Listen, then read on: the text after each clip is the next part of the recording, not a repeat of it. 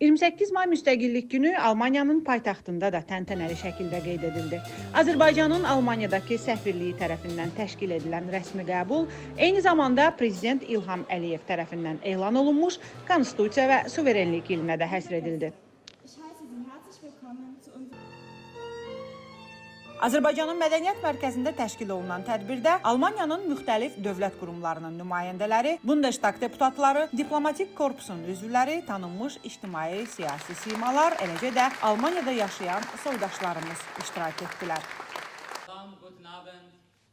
Azərbaycanın Almaniyadakı səfiri Nəsimi Ağayev çıxışında 1918-ci ildə yaradılmış Azərbaycan Xalq Cümhuriyyətinin xalqımızın dövlətçilik tarixində mühüm rol oynadığını bildirdi.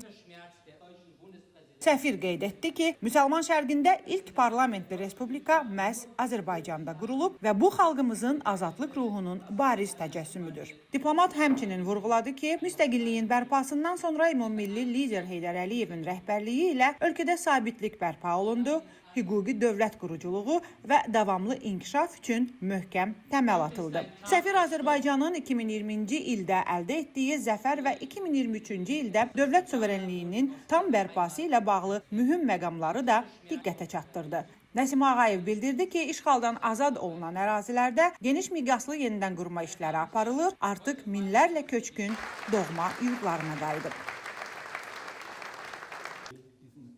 Tədbirdə Almaniya Xarici İşlər Nazirliyinin nümayəndəsi Mixail Rayfenştul da çıxış edərək Azərbaycan xalqını təbrik etdi, iki ölkə arasında tarixi əlaqələrdən və dinamik inkişaf edən əməkdaşlıqdan söz açdı.